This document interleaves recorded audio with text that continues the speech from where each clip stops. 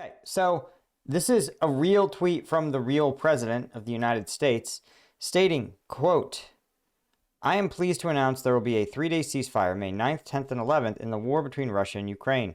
The celebration in Russia is for Victory Day, but likewise in Ukraine because they were also a big part and factor of World War II. This is, of course, the number one argument for going to school because, well, frankly, Ukraine and Russia were part of a single country during World War II. He says the ceasefire will include a suspension of all kinetic activity and a prison swap of 1,000 prisoners from each country. He says the request was made directly by me, which is funny because that's exactly, word for word, line for line, the request that Vladimir Putin made. Interesting. And it is not the request that the Ukrainians made. He says, I very much appreciate its agreement by President Vladimir Putin and President Zelensky. Hopefully it is the beginning of the end of a very long, deadly, hard-fought war. He says talks are continuing on ending this major conflict. Obviously, given the fact that the talks were hosted by President Trump himself and have gone absolutely fucking nowhere, there's no hope for this either. He says the biggest since World War II, and we are getting closer and closer every day. Thank you for your attention to this matter.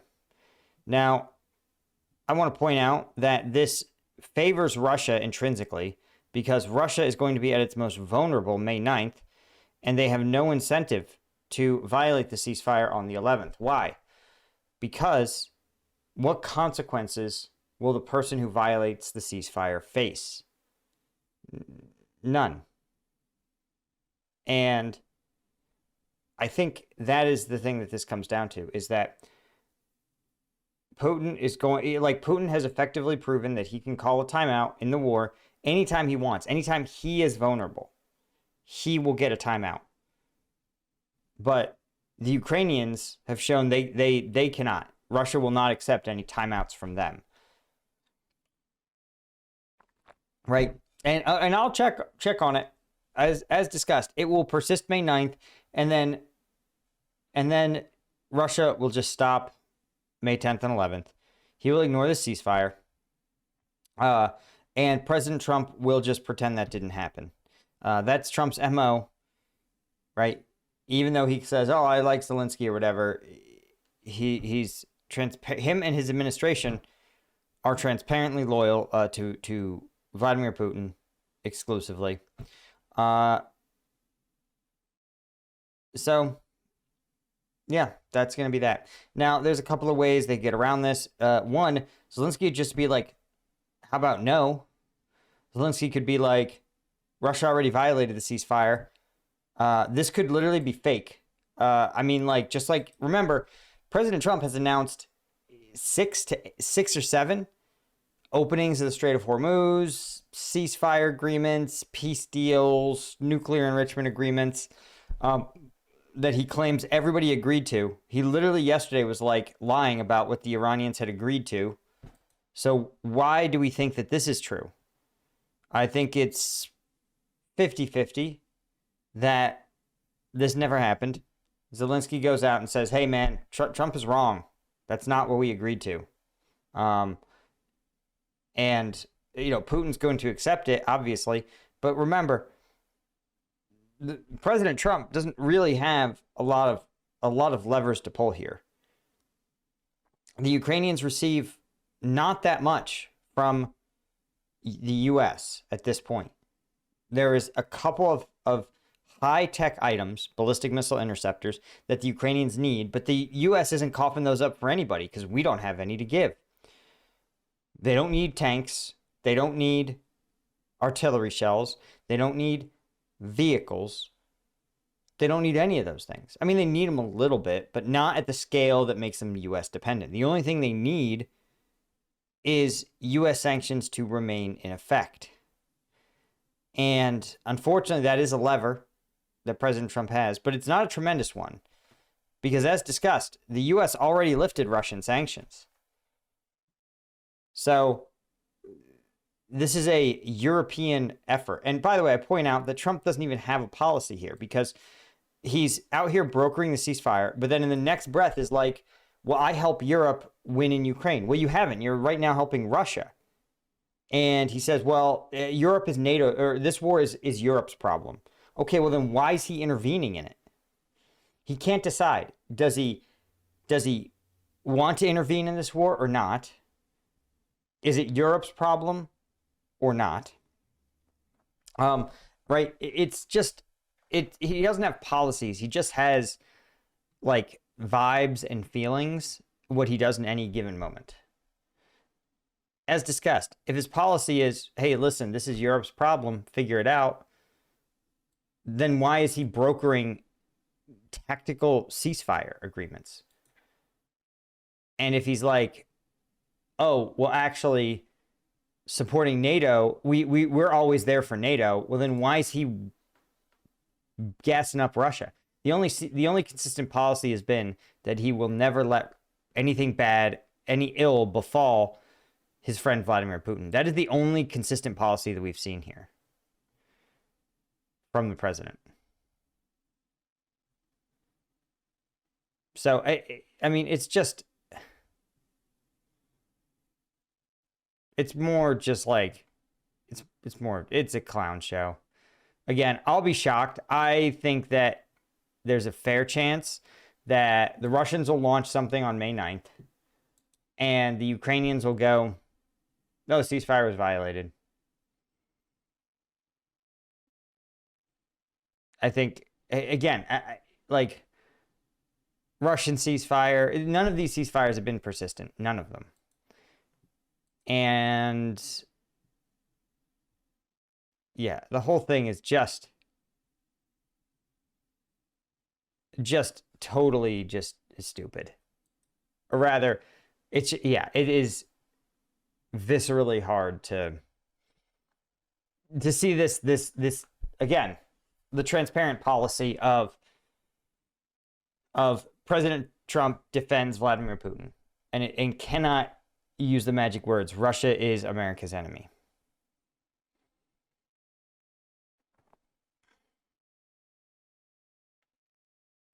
But again, the fact, it makes me sound like pretty bitter, but I look at this Iran Strait of Hormuz debacle, and though I tell people at parties, on the rare chance anybody invites me to a party, is that to people that have been following the Ukraine war, normal people are shocked. They're like, Donald Trump, he can't open the Strait of Hormuz? What's wrong? How did we end up in this mess? How did President Trump allow this to happen? And we're like, my brother in Christ, he's been doing this to Ukraine for a year. Like, no policy, half-baked ideas, agreements that no one actually agreed to, a plan to make a plan to make a plan for peace, just absolute clown show. And people are like, oh, well, what do you mean? I'm like, listen, this is how he governs. This is how he operates. He has exactly one thing that allows him to govern, right? And I'll show you.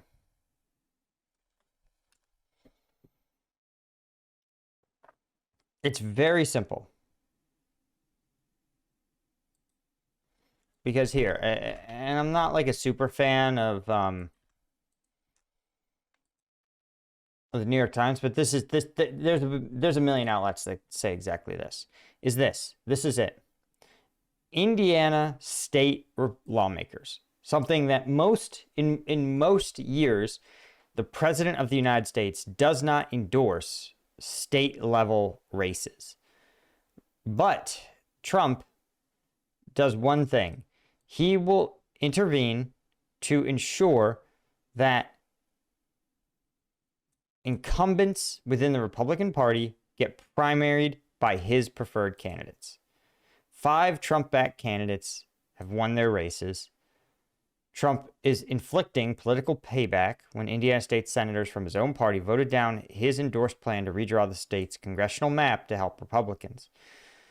And on Tuesday, he said 5 of the 7 anti-redistricting Republicans faced Trump-backed challengers and lost because those Trump-backed challengers were endorsed by Trump. And we could see it. I'll show it to you. I'll show you. Right? Nah. Oil's down $25 or 35% or 30 since Sleepy Joe. It was 120.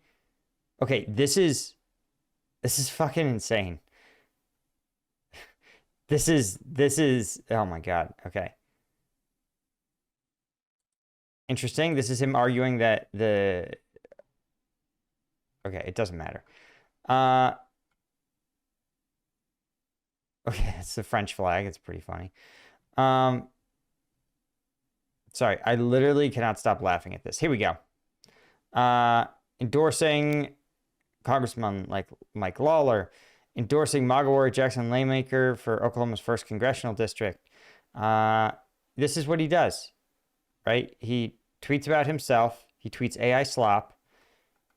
And then he endorses, right? State Representative MAGA Meg Weinberger is an America First patriot.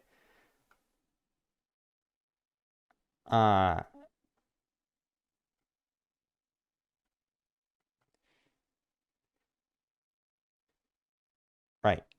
Again, he put it out here. He tweeted himself. 5 President Donald Trump endorsed state house candidates, ousted lawmakers. Celebrated the news by President Trump as the single most popular Republican among Hoosier voters. Right? Oh, here we go. Here's all this stuff. All the people that won. Look at that. That's the face of a truly brilliant governor. God, these people are fucking hard to look at. Right?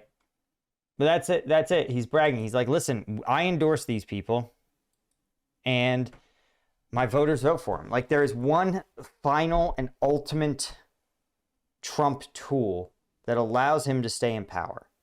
And that is his cult-like control over the Republican Party. Like,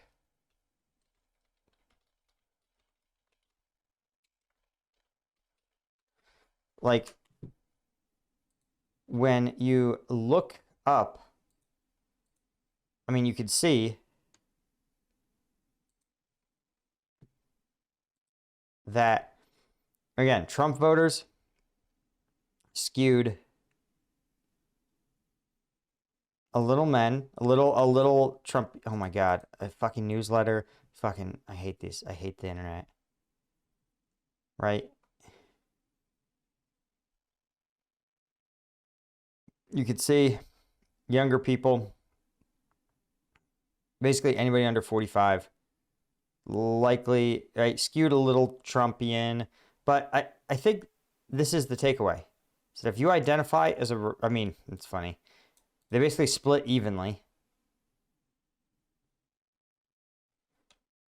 Okay, this is not that helpful. I'm looking for within the party. Let's see. Hey, thanks, Leviacree, for the gifted memberships. That's pretty sick. Thanks. Let's see. Factions within Republican Party. I'm trying to find it. Factions within Republican Party. Polling.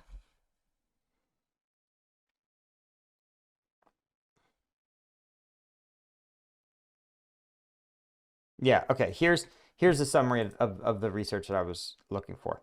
Polling indicates the Republican Party is divided into several distinct factions categorized by their loyalty to Donald Trump or ideological priorities. Major factions include MAGA Trump first, constitutional conservatives, and populist and normie Republicans. Right? Key voter groups include faith and flag conservatives, popular right, and committed conservatives. Let's see, they actually cited this. So, 21st century factions, right?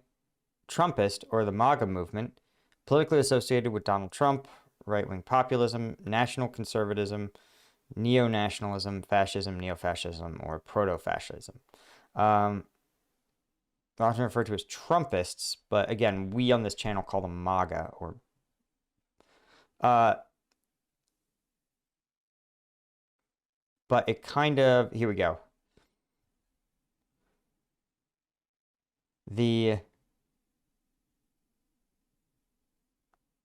Let's see. Once again, there's no data. These people hate data.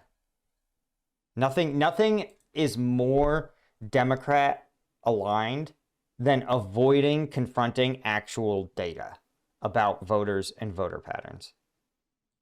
This is super stupid. Okay, but this says basically traditional conservatives, limited government, traditional GOP values, about a quarter of the base. Right-wing MAGA loyalists are about 26% of the base. Libertarian conservatives are 14%, establishment moderates, blue-collar populists, and then newcomers, normie Republicans. But there's a problem, right? Is that you have not all of these people vote in primary elections. The people that vote in primary elections are diehards. They are definitionally extremists. And so this 26%, they show up in primary elections. Because none of these other people, and here's the thing, what happened is that, so the Republicans and Democrats are almost take on a quality of like almost religious sects. And so you're never going to, it would be ridiculous. You would never assume that like, why don't Sunni Muslims recruit Shia Muslims into their movement? Like, why doesn't Iraq, the state of Iraq, change its electoral makeup by encouraging Sunni Muslims to convert Shia Muslims? You'd be like, that's stupid. You're born Shia, you live Shia, you die Shia. That's just how it is, right? That's almost what party alignment is becoming in the United States. There's very few people with an interest in adopting a party stance who are not aligned with a party.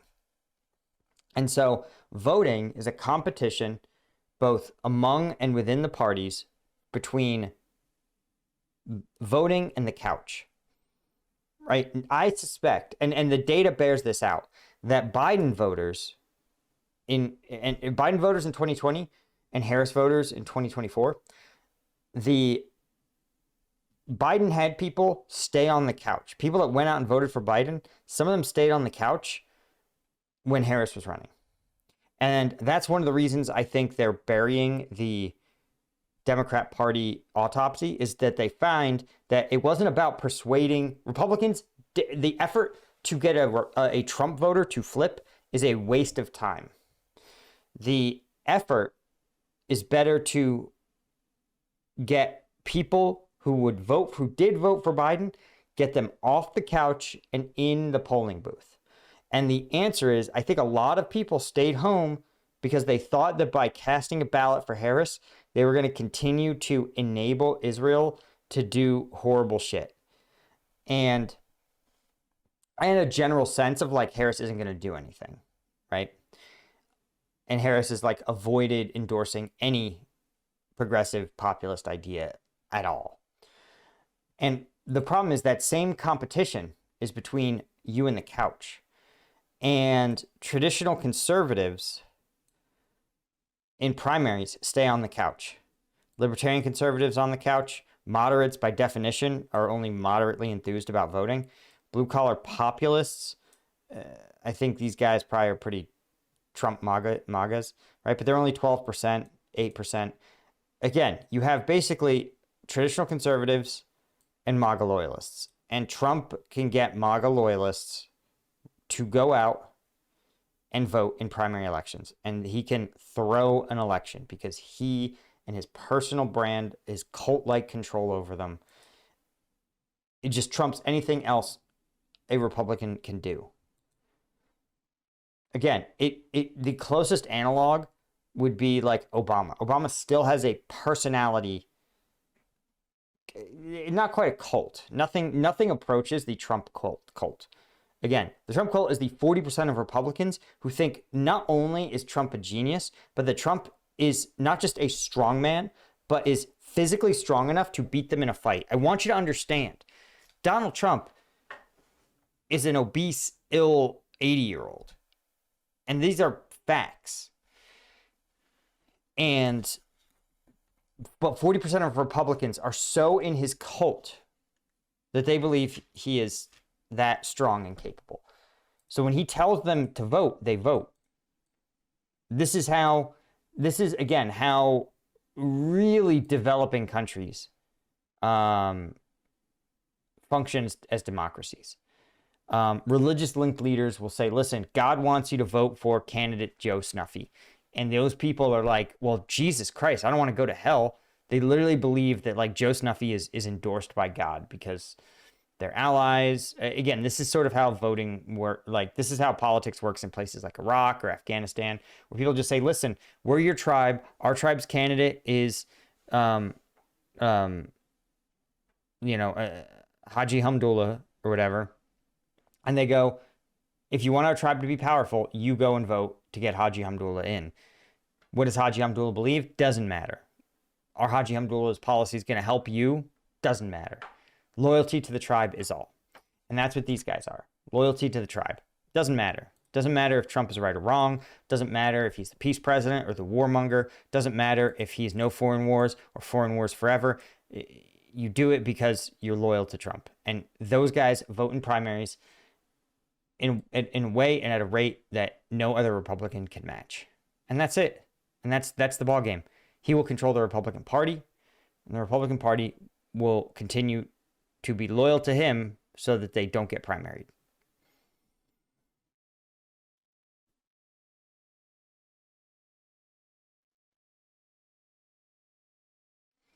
So I think ultimately that's why data doesn't work. It's like trying to explain using data or evidence that that the Heaven's Gate members aren't going to be beamed up to a comet. Trying to explain with evidence that the Jim Jones and the People's Temple, like that Jim Jones doesn't have their best interest at heart. It's sitting there and saying, well, wait, is Hormuz opened or not? They're going to give you a cult lie. They're going to say, well, it's closed, but it's closed because Trump wants it closed. And it's not really it. Or that Trump has a grand strategy, that there's a deep, grandiose strategic plan that us normies are too dumb to understand. Again, they believe Trump when he says shit like